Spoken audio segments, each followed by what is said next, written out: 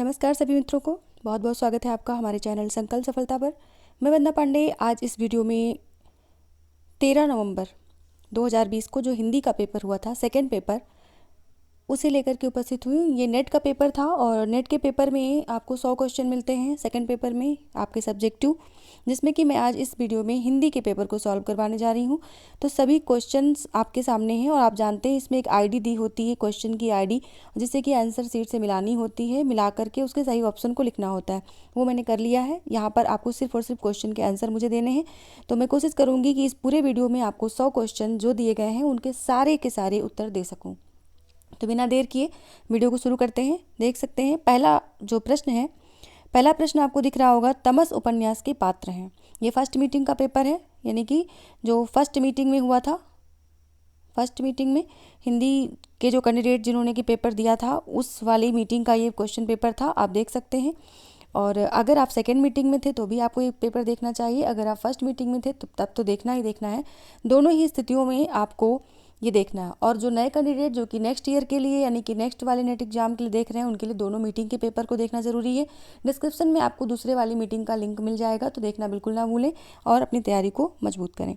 तो शुरू करते हैं। यानी कि पहला क्वेश्चन जो आया था वो था, तमस उपन्यास के पात्र हैं कनक, रिचर्ड, लीजा, सेल्मा। इनमें से आपको सही उत्तर चुन के बताना था, दिए गए विकल्पों में से सही उत्तर चुनना था। तो जो सही पात्र थे वो थे तीसरे, यानी कि बी और सी।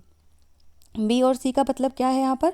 तो रिचर्ड और लीजा, रिचर्ड और लीजा ये दोनों पात्र तमस उपन्यास के पात्र थे। अगला प्रश्न है, निम्नलिखित में से कौन सा कथन सही नहीं है? तो ये प्रश्न आया था, अरस्तु का अनुकरण सिद्धांत प्लेटो के अनुकरण सिद्धांत से सर्वथा भिन्न है। अरस्तु ने स्पष्ट कर दिया है कि कवि और चित्रकार के माध्यम अलग अलग हैं। प्लेटो ने अनुकरण को सभी कलाओं की एकता का सामान्य आधार माना है। अरस्तु का अनुकरण सिद्धांत प्लेटो के अनुकरण सिद्धांत का अनुकरण मात्र है।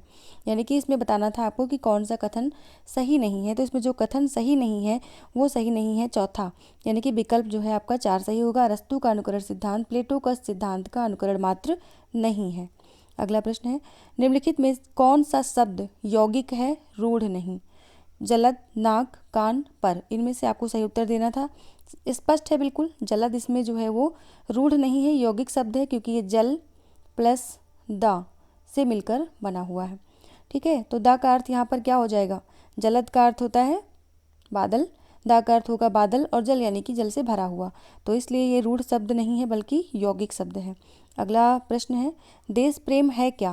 प्रेम ही तो है। इस प्रेम का आलम्बन क्या है? सारा देश अर्थात मनुष्य, पशु, पक्षी, नदी, नाले, वन सहित सारी भूमि। उक्त कथन किसका है? ये कथन बताना था किसका था। इसका सही उत्तर है दूसरा, यानी कि रामचंद्र शुक्ल जी। अगला प्रश्न था, निम्नलिखित में से कौन से उत्तर आधुनिकता का तत्व नहीं है? विकेंद्रीयता, केंद्रवाद, विखंडन, स्थानीयता। इसका सही उत्तर था जो कि आया है यूजीसी नेट, यानी कि यूजीसी की तरफ से जो जो यूजीसी की तरफ से आपको सही उत्तर दिए गए हैं उन्हीं को लिया जा रहा है यहाँ पर केवल, क्योंकि ये ऑफिशियल आंसर की है। और इससे आप अपने जो क्वेश्चन आपने किए होंगे उनको चेक कर सकते हैं, या अगर आपने जल्दबाजी में आईडी नोट नहीं की या उसके क्वेश्चन दिमाग में है, आंसर नहीं है, तो इस वाली वीडियो से आपको हेल्प मिलेगी। तो इसमें से उत्तर आधुनिकता का तत्व नहीं है ये बताना है। इसका सही आंसर होगा आपका केंद्रवाद। अगला प्रश्न है, भवानी प्रसाद मिश्र की कविता सतपुड़ा के जंगल में गोंड जाति निम्नलिखित में से किनको पालकर बैठी है? मुर्गे और तीतर, हिरण और मुर्गाबी, भेड़ और बकरी, गधे और ऊंट। इनमें से किसको पालती है? तो ये हैं मुर्गे और तीतर, सही उत्तर। अगला प्रश्न है, निम्नलिखित में से कौन ललित निबंधकार नहीं है? रामचंद्र शुक्ल, हजारी प्रसाद द्विवेदी, विद्यानिवास मिश्र, कुबेरनाथ राय। तो इसमें से जो नहीं है वो हैं रामचंद्र शुक्ल। देखिए पेपर बहुत बड़ा है, यानी कि 100 प्रश्न है, आप जानते हैं सारे विकल्पों को पढ़ना इतना आसान नहीं है और टाइम भी बहुत ज़्यादा लगेगा। मुझे कम टाइम में आपको सही उत्तर बताने हैं सारे क्वेश्चन के, इसलिए मैं सिर्फ और सिर्फ सही विकल्प को लूँगी नेक्स्ट प्रश्न से। तो निम्नलिखित में कौन सी रचनाएं छायावाद की नहीं हैं? रचना आप देख सकते हैं, झरना, पथिक, मिलन, रश्मि। इसमें जो सही ऑप्शन है वो है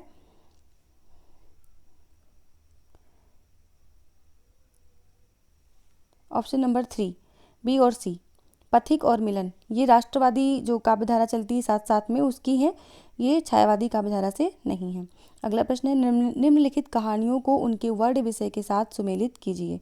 तो इसमें जो सही ऑप्शन है आपका, जो सही है वो है 4 नंबर, यानी कि ए को 4 से मिलाना है। वापसी जो है वो पारिवारिक उपेक्षा और अप्रासंगिकता है।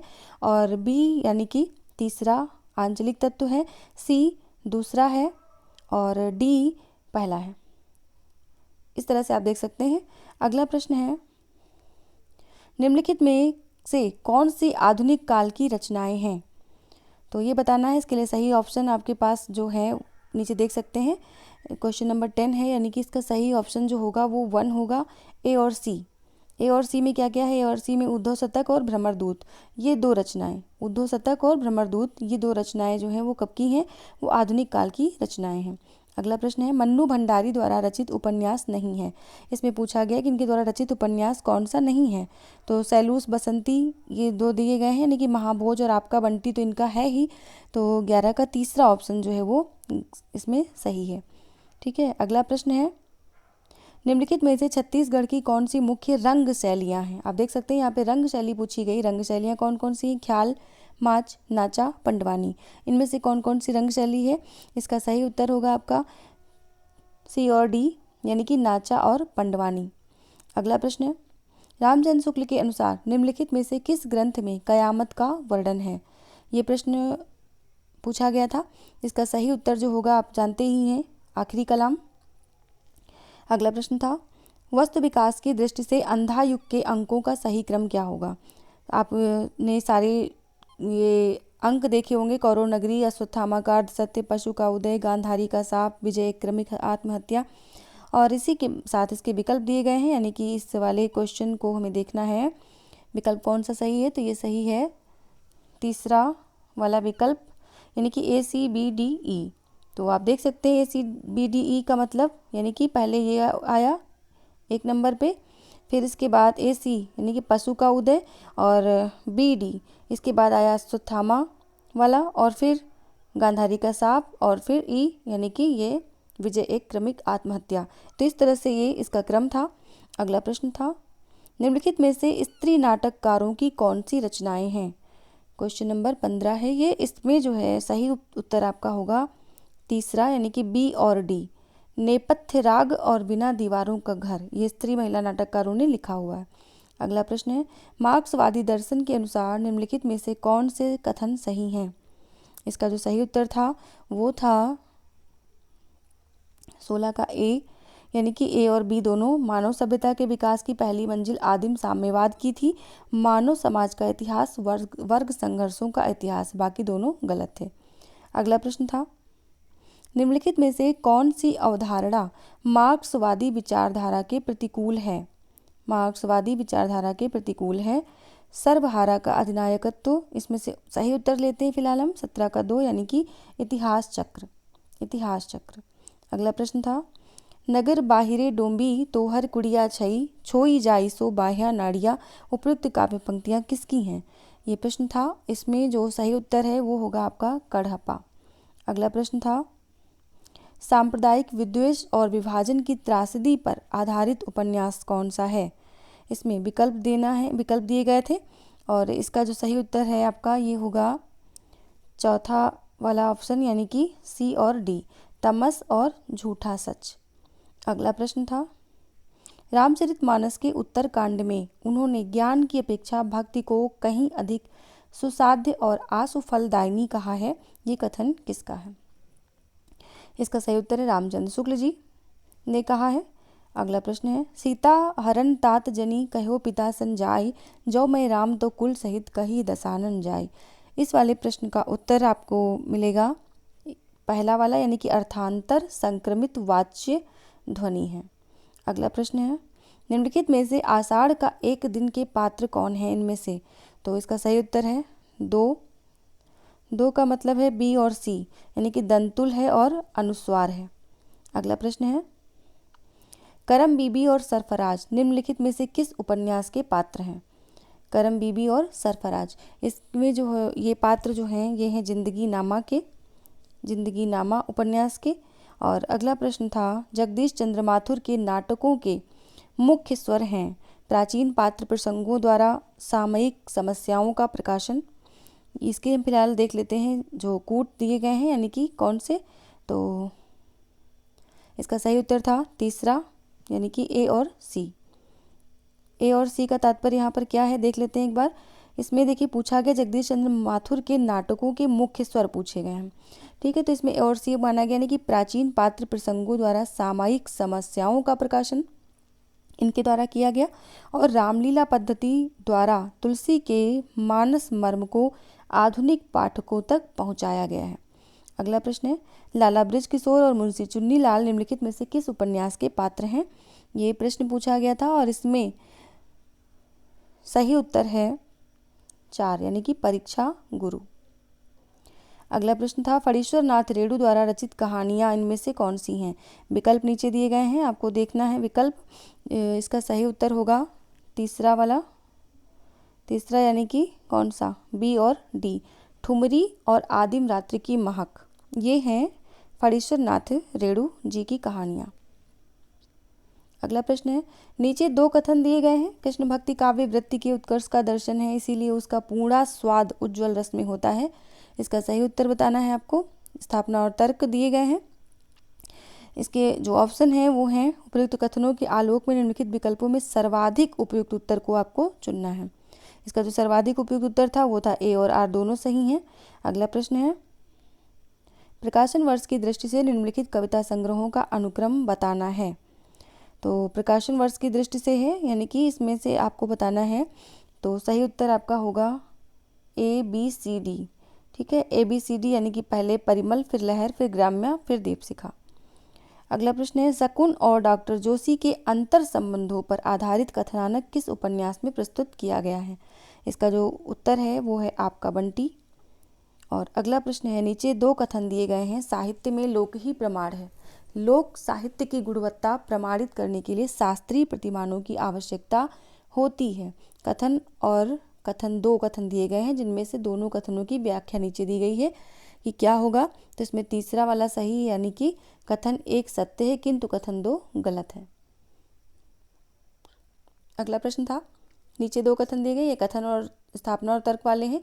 इसका काव्य का आलंबन विशिष्ट व्यक्ति नहीं सामान्य जन ही हो सकता है, क्योंकि काव्य का केंद्रीय विषय मनुष्य है। इसका सही उत्तर बताना था। सही उत्तर क्या है, इसमें 4 ऑप्शन नीचे दिए गए हैं, जिसका सही उत्तर है ए गलत, आर सही। पहला वाला गलत था, दूसरा वाला सही था। अगला प्रश्न है, निम्नलिखित भाषाओं को विकास के उनके क्रम में व्यवस्थित कीजिए। ये भाषाओं के विकास को क्रम में व्यवस्थित करना था, तो नीचे दिए गए इनके ऑप्शन, यानी कि बी ए डी सी, ये वाला सही था। पहली प्राकृत, फिर सौरसेनी, फिर पूर्वी हिंदी, फिर वर्तमान हिंदी। फिर अगला प्रश्न था, समानांतर कथा प्रसंगों को लेकर लिखा गया नाटक कौन सा है। तो ये जो नाटक है ये है एक और द्रोणाचार्य। अगला प्रश्न है, प्रेम मार्गी सूफी काव्य की विशेषताएं हैं। ईश्वर को नायिका के रूप में परिकल्पित करना, नायक को ईश्वर के समकक्ष मानना, कथानक रूढ़ियों का अनिवार्यता प्रयोग करना, सगुण ईश्वर की उपासना। इसका जो सही उत्तर है कूट के माध्यम से देना है। सही उत्तर इसका है ए और सी। अगला प्रश्न है, राजभाषा आयोग 1955 के अनुसार निम्नलिखित सुझाव दिए गए हैं। कौन कौन से सुझाव दिए गए हैं ये बताना है। तो ये क्वेश्चन का आंसर जो सही होगा वो सही है ए, बी और डी। देख लेते हैं क्या क्या है ए, बी और डी में। यानी कि क्या है, सर्वाधिक बोली और समझे जाने वाली भाषा जो है वो है आपकी हिंदी। सारे भारत का एक माध्यम है ये। फिर इसमें 14 वर्ष की उम्र तक भारत के प्रत्येक विद्यार्थी को हिंदी का ज्ञान करा देना चाहिए। फिर ये वाला गलत है, और उच्च न्यायालयों में क्षेत्रीय भाषाओं का व्यवहार होना चाहिए। ये जो है कथन सही है। इसी के साथ अगला था, गोरी सोवे सेज पर मुख पर डारे केस, चल खुसरो घर अपने रैन भाई चहुँ देश। उपयुक्त दोहा अमीर खुसरो ने किस संदर्भ में कहा है। अपने आश्रयदाता के नाराज होने पर, या मतलब इसका सही उत्तर ले लेते हैं फिलहाल। इसका सही उत्तर है हजरत निजामुद्दीन औलिया की मृत्यु पर, जो कि इनके गुरु थे। अगला प्रश्न है, जन्म काल के अनुसार निम्नलिखित निबंधकारों का सही क्रम क्या है। तो इनके क्रम पूछे गए हैं सही वाले, यानी कि ए, डी, सी, बी इसका सही उत्तर है। देख लेते हैं कौन पहले। तो पहले हैं रामवृक्ष बेनीपुरी पहले नंबर पर, दूसरे पर है नंदुलारे वाजपेयी, ए, डी, बी, सी, यानी कि इसके बाद नलिन बिलोचन शर्मा, फिर रामविलास शर्मा। ठीक है, तो अगला प्रश्न जो है वो क्या होगा, प्रेमचंद कृत प्रायश्चित कहानी के पात्र पूछे गए हैं। प्रायश्चित कहानी के पात्र पूछे गए हैं। 38 नंबर का जो आंसर है वो है सुबोध चंद्र और मदारी लाल। अगला प्रश्न है, नीचे दो कथन दिए गए हैं, यानी कि कथन और तर्क वाला, कि छायावाद श्रृंगार लिप्सा का काव्य है।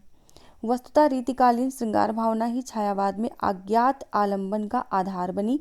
ये कथन पूछा गया। इसका जो सही उत्तर है वो है आपका ऑप्शन नंबर 2, यानी कि एक कथन एक और दोनों ही गलत हैं। ठीक है, अगला प्रश्न है, पत्रिकाओं को उनके संपादकों के साथ मिलान करना है।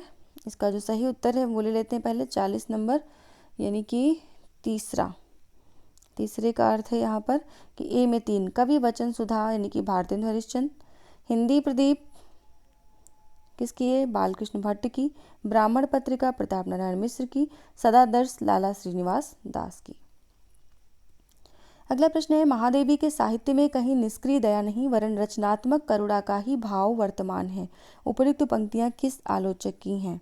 ये प्रश्न पूछा गया था। इसका जो सही उत्तर है वो ये है, राम स्वरूप चतुर्वेदी ने कहा था।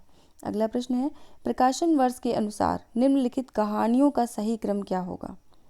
प्रकाशन वर्ष के अनुसार, तो ये क्वेश्चन का जो सही आंसर था वो था 2 यानी कि CDBA। ठीक है, CDBA यानी कि पहले जो आएगी एक टोकरी भर मिट्टी है, फिर CDBA प्लेग की चुड़ैल है, फिर 11 वर्ष का समय है, और फिर आएगी चौथे नंबर पर दुलाई वाली। ठीक है, अगला प्रश्न है, उन्होंने पाश्चात्य नाट्य साहित्य के किताबी ज्ञान को निजी अनुभव और पर्यवेक्षण के खरल में कूट पीसकर सामाजिक दिग्दर्शन का नवीन और तथ्यपरक रसायन तैयार किया। प्रसिद्ध नाटककार जगदीश चंद्र माथुर ने उपर्युक्त विचार किस नाटककार के संदर्भ में व्यक्त किए हैं? तो ये व्यक्त किए हैं इन्होंने उपेंद्र नाथ अस्क के लिए। अगला प्रश्न था, चंद्रगुप्त नाटक में चाणक्य की संवादोक्तियां निम्नलिखित में से कौन सी हैं? यानी कि चाणक्य की जो संवादोक्तियां थी वो पूछी गई थी कि कौन कौन सी हैं। क्वेश्चन नंबर 44 है, यानी कि दूसरा इसमें था, यानी केवल बी और सी। समझदारी आने पर यौवन चला जाता है, महत्वाकांक्षा का मोती निष्ठुरता की सीपी में रहता है। अगला प्रश्न है, यदि श्रद्धा और मनु अर्थात मनन के सहयोग से मानवता का विकास रूपक है तो भी बड़ा ही भावमय और श्लाघ्य है। कामायनी के संदर्भ में उपरोक्त कथन किसका है? ये कथन है जयशंकर प्रसाद जी का, चौथा ऑप्शन सही था। अगला प्रश्न है, निम्नलिखित में से हजारी प्रसाद द्विवेदी की रचनाएं कौन कौन सी हैं? इसमें आप देख सकते हैं विकल्पों को। सही उत्तर को हम ले लेते हैं। सही उत्तर इसका होगा दूसरा ऑप्शन, यानी कि बी और सी। बी और सी में क्या क्या है देख लेते हैं, साहित्य का मर्म और मध्यकालीन धर्म साधना। अगला प्रश्न था, निम्नलिखित में से कौन सा कथन सही है? वर्ड्सवर्थ की प्रसिद्ध कृति बायोग्राफिया लिटरेरिया में कल्पना के सिद्धांत, तो सही कथन देख लेते हैं फिलहाल इसमें से जो है वो है आपका 47 नंबर, यानी कि कितना, तीसरा वाला। कालेरिज के अनुसार किसी कलाकृति का मूल्य उसकी कलात्मकता में ही है, उसके बाहर नहीं। अगला प्रश्न है, निम्नलिखित में से दलित आत्मकथाएं नहीं हैं, ये पूछा गया था। दलित आत्मकथाएं नहीं हैं, तो इसका जो सही उत्तर है वो है आपका ए और सी। ए और सी नहीं है। और अगला प्रश्न है, आचार्य क्षेमेंद्र के ग्रंथों के नाम बताने हैं। तो नीचे आपको उसके ऑप्शन दिए गए हैं, यानी कि क्या दिया गया है, विकल्प। ठीक है, तो इसका जो सही उत्तर है ये है 49, चौथा वाला, यानी कि सी और डी। सी और डी अर्थात कवि कंठाभरण और सुव्रत तिलक, इनकी रचनाएं हैं। अगला प्रश्न था, निम्नलिखित में से कौन सी निबंध की तात्विक विशेषता नहीं है? क्वेश्चन नंबर 50 है ये, जिसका सही उत्तर होगा संवादात्मकता। अगला प्रश्न है, सूची 1 में दी गई कृतियों को उनकी लेखिकाओं के साथ सुमेलित कीजिए। तो क्वेश्चन नंबर जो ये है इसमें जो आंसर सही है आपका वो सही है 2, यानी कि ए में 1 अलमा कबूतरी, बी में 4 छिन्नमस्ता प्रभा खेतान, सी में 2 सूखते चिनार मधु कांकरिया पारिजात नासिरा शर्मा। अगला प्रश्न था, निम्नलिखित में से TS इलियट की पुस्तकें हैं। Science and poetry, the sacred would, इसमें से बताना है कौन सी इनकी जो है पुस्तकें हैं टी.एस. इलियट की। तो इसमें जो इनकी पुस्तकें हैं वो हैं दूसरा ऑप्शन यानी कि बी और डी। बी और डी यानी कि द सेक्रेड वुड और द वेस्टलैंड, ये इनकी कृतियां हैं। अगला प्रश्न है, अंधा युग के निम्नलिखित पात्रों को उनकी प्रमुख चारित्रिक विशेषताओं के साथ सुमेलित कीजिए। तो इनको जो है सुमेलित करना है आपको चारित्रिक विशेषताओं के साथ। तो इसमें जो सही उत्तर है वो हम देख लेते हैं पहले। तीसरा यानी कि ए में 3 युयुत्स जो है वो सत्याग्रही है। बी में 1 अश्वत्थामा जो है पाशविक प्रतिहिंसक है। सी में 4 यानी कि संजय जो है वो कर्मलोक से बहिष्कृत हैं, तटस्थ हैं। और डी में 2 यानी कि विदुर जो है वो संशयग्रस्त हैं। ठीक है, अगला प्रश्न है, द्विवेदी युगीन कविता की विशेषताएं पूछी गई हैं। इसमें ऑप्शन आपको नीचे दिए गए हैं यानी कि कोड दिए गए हैं आपको। 54 नंबर का ये प्रश्न है। इसमें जो है चौथा वाला विकल्प सही है, बी और डी। इतिवृत्तात्मकता और प्रबंधात्मकता द्विवेदी युगीन कविता की विशेषताएं हैं। श्रृंगार प्रियता इसमें नहीं थी बिल्कुल भी। लाक्षणिकता जो है वो श्रृंगार प्रियता और लाक्षणिकता किसमें की थी, ये थी रीतिकाल की। ठीक है, अगला प्रश्न है, सिंदूर की होली के किस पात्र ने विधवा मनोरमा का हाथ जीवन भर अविवाहित रहने के लिए पकड़ा, न कि उसे अपनी स्त्री बनाने के लिए, यानी कि ना तो उसे विवाह करने के लिए नहीं बल्कि उसका हाथ जीवन भर अविवाहित रहने के लिए पकड़ा। तो ये प्रश्न का उत्तर क्या होगा, इसका उत्तर है मनोज शंकर। अगला प्रश्न है, निम्नलिखित में कौन सी भाषा आर्य भाषाओं के अंतर्गत नहीं आती है। अरबी, फारसी, लैटिन और यूनानी। 56 नंबर ये इसका जो सही उत्तर है वो है अरबी। ये जो है आर्य भाषाओं के अंतर्गत नहीं आती, बाकी फारसी, यूनानी, लैटिन ये तीनों भाषाएं आर्य भाषाओं के अंतर्गत आती हैं। अगला प्रश्न है, निम्नलिखित में तालव्य वर्ण कौन सा है। तालव्य वर्ण कौन कौन से हैं, इसमें सही उत्तर आपको बताना है। और इसका जो सही उत्तर है वो है 57 नंबर यानी कि 4 में क्या, ए डी। चा नंबर और जा नंबर, क्योंकि ये चवर्ग से दिया गया है और चवर्ग जो है वो आपका आता है तालु से। चवर्ग बोला जाता है तालु से। अगला प्रश्न है, नामवर सिंह की निम्नलिखित कृतियों को प्रकाशन वर्ष की दृष्टि से सही अनुक्रम में व्यवस्थित कीजिए। सही भी अनुक्रम में व्यवस्थित करना था। क्वेश्चन का ऑप्शन सही है चौथा यानी कि ए सी बी डी। पहले आई हिंदी के विकास में अपभ्रंश का योग, ये पहले नंबर पे। दूसरे पे आई छायावाद। तीसरे पे आई नई कविता के प्रतिमान और चौथे पे दूसरी परंपरा की खोज। अगला प्रश्न है, निम्नलिखित बोली वर्गों को उनसे संबद्ध बोलियों के साथ सुमेलित कीजिए। तो ये सुमेलित करना था। इसका जो सही उत्तर है वो है ऑप्शन नंबर 1 ये वाला, यानी कि राजस्थानी जो है वो मालवी है, मालवी से सुमेलित करना है। पश्चिमी हिंदी को कन्नौजी से और पूर्वी हिंदी को छत्तीसगढ़ी से, बिहारी हिंदी को भोजपुरी से। अगला प्रश्न है, तारीख निम्नलिखित में से किस भाषा का मूल शब्द है। तारीख ये है अरबी भाषा का शब्द। अगला प्रश्न है, रघुवीर सहाय के कविता संग्रहों का प्रकाशन वर्ष के अनुसार सही क्रम क्या होगा। तो इसमें जो सही क्रम इनका है ये है तीसरा वाला, यानी कि कौन सा, B D A C. A C B D यानी कि पहले तो आत्महत्या के विरुद्ध, फिर कुछ पते कुछ चिट्ठियाँ, नहीं आत्महत्या के विरुद्ध, इसके बाद हंसो जल्दी हंसो, और इसके बाद लोग भूल गए हैं, फिर इसके बाद कुछ पते कुछ चिट्ठियाँ। तो इस तरह से इनका क्रम है। अगला प्रश्न है, रामचंद्र शुक्ल के अनुसार नाथों की संख्या कितनी है। नाथों की संख्या इन्होंने मानी है 9 नाथ है, जिसमें गोरखनाथ प्रमुख है।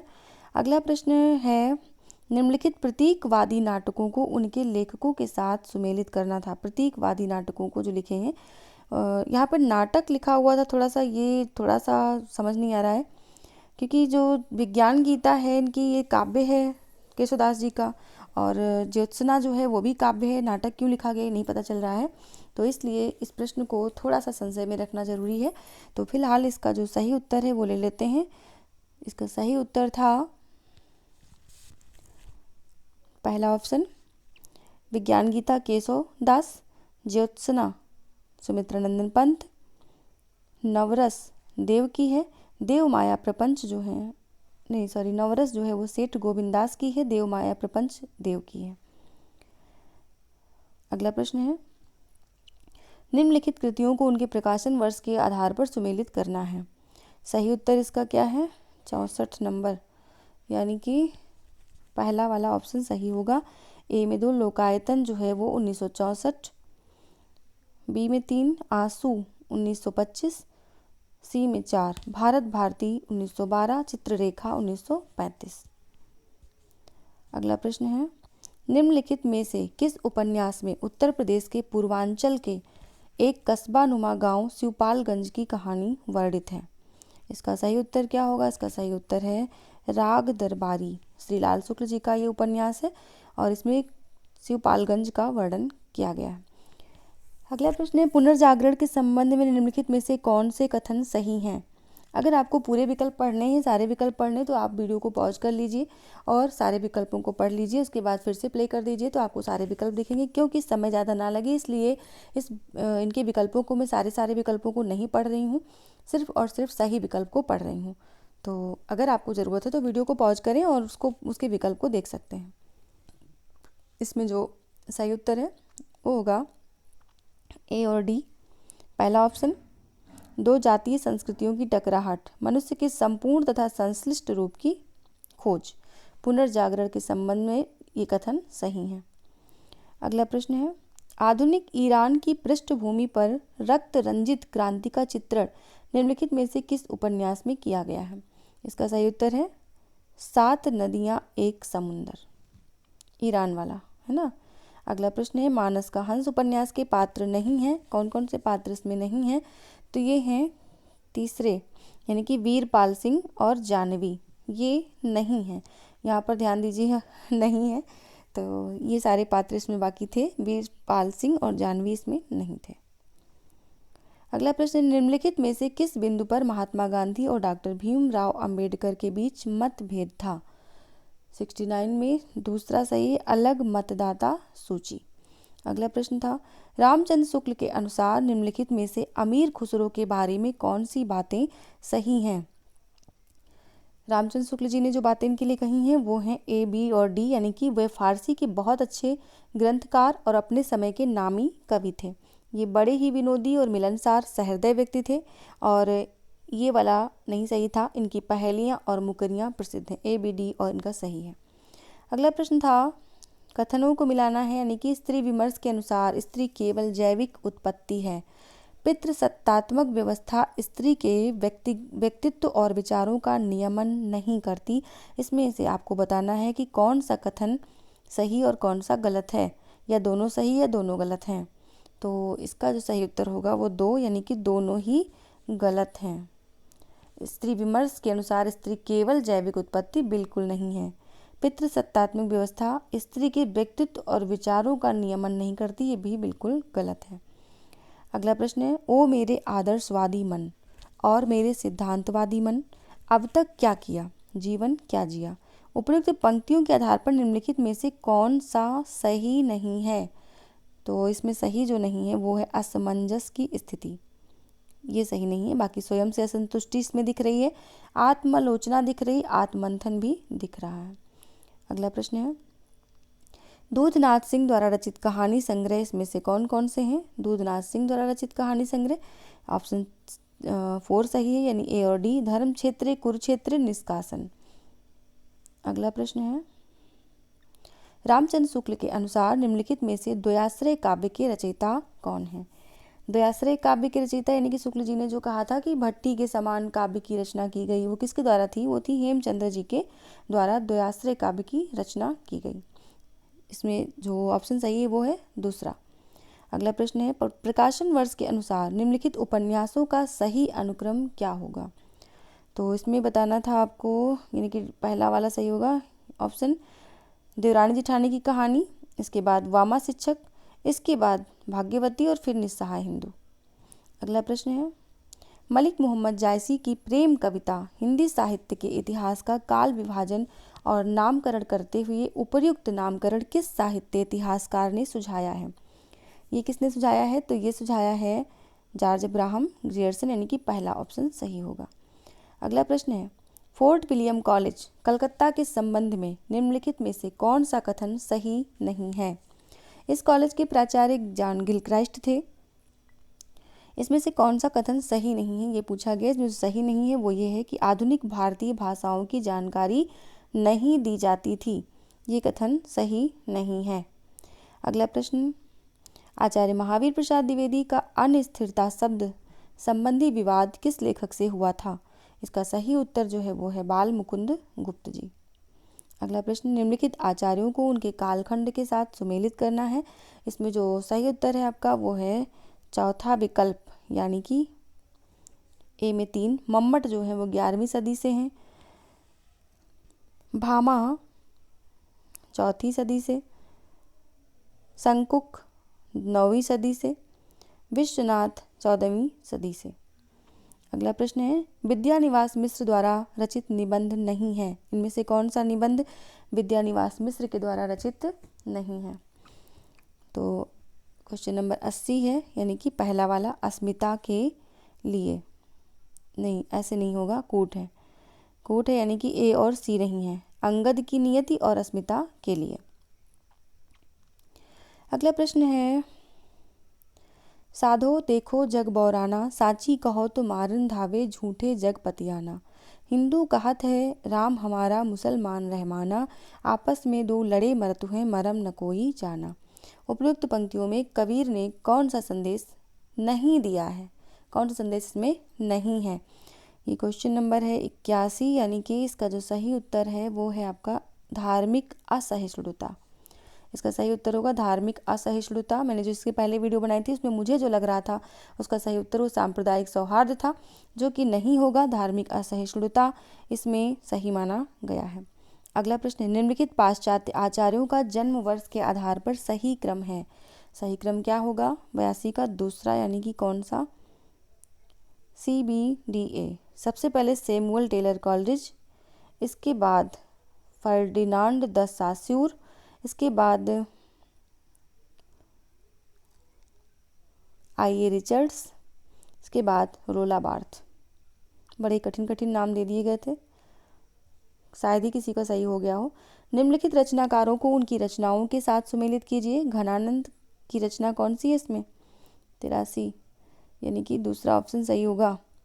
ए में 2, घनानंद विरह लीला, बोधा विरह वारिस, सूदन सुजान चरित, पद्माकर जगत विनोद। अगला प्रश्न, आवारा मसीहा किस साहित्यकार की औपन्यासिक जीवनी है? ये प्रश्न पूछा गया था। इसका जो सही उत्तर है वो है शरत चंद्र की जीवनी है। अगला प्रश्न है, निम्नलिखित बड़े विषयों को उनसे संबद्ध उपन्यासों से सुमेलित करना था। क्वेश्चन नंबर 85, यानी कि तीसरा वाला इसमें विकल्प सही है। ये कौन सा है? यानी कि A का 4। उच्च मध्यवर्गीय वृद्ध व्यक्तियों की जीवन स्थितियों का चित्रण किया गया है किसमें? तो समय सरगम में। दलित जीवन की नारकी वास्तविकताओं का चित्रण जो किया गया वो किया गया नाचो बहुत गोपाल में। पंजाब और अंग्रेजों के आधिपत्य और ईस्ट इंडिया कंपनी की लूट खसोट का चित्रण जो हुआ है वो हुआ है मैया दास की माड़ी में। पटना के महिला छात्रावासों में पनपने वाले भ्रष्टाचार और स्त्रियों के काम शोषण का चित्रण किया गया है परती परिकथा में। अगला प्रश्न है, प्रकाशन वर्ष के अनुसार निम्नलिखित कहानी संग्रहों का सही क्रम बताना है। सही क्रम क्या होगा? पहला ही सही क्रम है, यानी कि BCDA, राजा निर्वंशिया, इसके बाद एक और जिंदगी, फिर यही सच है, फिर वांगचू। अगला प्रश्न था, निम्नलिखित में से कौन सा शब्द तद्भव नहीं है? इसमें जो तद्भव नहीं है वो है वायु, बाकी सभी जो है वो तद्भव है, वायु तत्सम शब्द है। अगला प्रश्न है, स्कंदगुप्त नाटक में स्कंदगुप्त के उदासीन होने के निम्नलिखित कारणों में से कौन सा कारण सही नहीं है? ये नहीं सही है, कौन सा? छात्र धर्म का अभाव।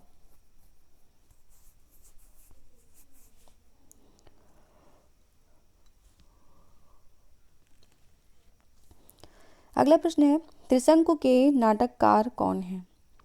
त्रिशंकु के नाटककार पूछा गया है। क्वेश्चन का जो सही आंसर है वो है आपका 2 नंबर बृजमोहन शाह। अगला प्रश्न था, यशपाल की पर्दा कहानी के पात्र पूछे गए थे। पर्दा कहानी के पात्र यानी कि 90 नंबर का जो सही उत्तर है वो है 2।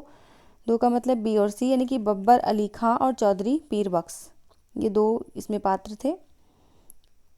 अगला प्रश्न है अवतरण के आधार पर पूछा गया था। अवतरण के आधार पर जो प्रश्न का उत्तर है उसे हम, क्योंकि अवतरण तो पढ़ेंगे नहीं, आपको उसके सही उत्तर बता देते हैं। अपनी अनुभूति की व्यापकता के कारण मनुष्य मात्र की अनुभूति को तथा उसके विषयों को अपने हृदय में रखने वाले ही ऐसे स्वरूपों को अपने मन में ला सकते हैं। ये इसका जो सही उत्तर है वो है दूसरा, कवि हृदय की विशिष्टता की ओर संकेत किया गया है। अगला है निम्नलिखित अवतरण को, फिर से वही अवतरण था और इसमें जो उक्त अवतरण में मुख्य रूप से क्या है, इसमें मुख्य रूप से पूछा गया है तो इसमें था कल्पना के महत्व की प्रतिष्ठा की गई है। अगला प्रश्न था इसके ऊपर कि उक्त अवतरण से क्या ध्वनित होता है, तो इसका जो सही उत्तर है वो है लेखक रसवादी है। ठीक है, अगला प्रश्न जो है इसके ऊपर बना हुआ वो है उक्त अवतरण में स्थापित किया गया है। क्या स्थापित किया गया है, तो कल्पना के बगैर साधारणीकरण संभव नहीं है, ये स्थापित किया गया है। अगला प्रश्न है उसे ऐसे स्वरूप खड़े करने पड़ते हैं जिनके द्वारा रति, हास, शोक, क्रोध, घृणा आदि स्वयं अनुभव करने के कारण कवि जानता है कि श्रोता भी उन्हें अनुभव करेंगे। इस वाक्य में क्या है, इस वाक्य में है प्रकारांतर से साधारणीकरण का महत्व रेखांकित किया गया है। अगला प्रश्न था उपर्युक्त अनुच्छेद के आधार पर निम्नलिखित में से साहित्य की लोकप्रियता का मूल कारण क्या है, तो मूल कारण इसका था लाखों लाख मनुष्य की चेतना पर प्रभाव। अगला प्रश्न था उपर्युक्त अनुच्छेद के आधार पर निम्नलिखित में से कौन सा कथन सही नहीं है, इसका जो सही उत्तर था वो था तीसरा ऑप्शन, यानी कि साहित्य की लोकप्रियता का कारण है असंख्य जन समुदाय पर प्रभाव। अगला प्रश्न था उपर्युक्त अनुच्छेद के आधार पर निम्नलिखित में से कौन सा कथन सही नहीं है, इसमें जो सही नहीं है वो है मनुष्य का समष्टि जीवन उसके व्यक्ति जीवन को सीमाबद्ध नहीं करता है। अगला प्रश्न था उपर्युक्त अनुच्छेद के आधार पर निम्नलिखित में से सर्वाधिक सार्थकता का कारण क्या है, इसमें जो सर्वाधिक सार्थकता का कारण है वो है जीवन को प्रगतिशील बनाना। अगला प्रश्न है उपर्युक्त अनुच्छेद के आधार पर साहित्य की श्रेष्ठता का क्या मानदंड है, तो इसका जो मानदंड है वो है जातीय जीवन व अखिल शक्ति की प्राणधारा से निविड़ संयोग।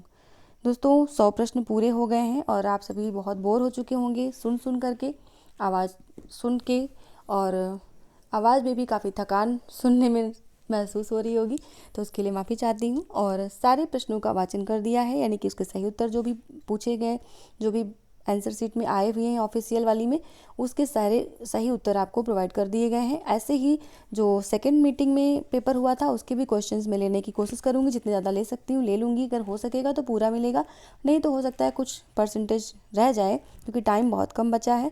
जितनी जल्दी कर पाऊँगी, क्योंकि मुझे ध्यान ही नहीं रहा कि रात के 12 बजने वाले हैं, साइट बंद हो जाएगी। फिलहाल मैंने कोशिश की है जल्दी जल्दी इसको समेटने की, तो यहीं पर विराम देते हैं और सभी को नेक्स्ट वीडियो देखने के लिए ज़रूर कहूँगी। और इस वाले पेपर में अगर आपने पेपर दिया है, आपका पेपर बहुत अच्छा हुआ होगा, तो आपका नेट जेआरएफ तय है, जो भी आपका लक्ष्य रहा हो। अगर आपने अभी तक नहीं दिया है, तो अगर आप नेक्स्ट के लिए तैयारी कर रहे हैं, तो इस वाले पेपर को, यानी कि इस वाले क्वेश्चन पेपर को ज़रूर से ज़रूर देखिएगा। तो सभी को शुभ रात्रि और मिलते हैं नेक्स्ट वीडियो में। तब तक के लिए धन्यवाद सभी को और नमस्कार।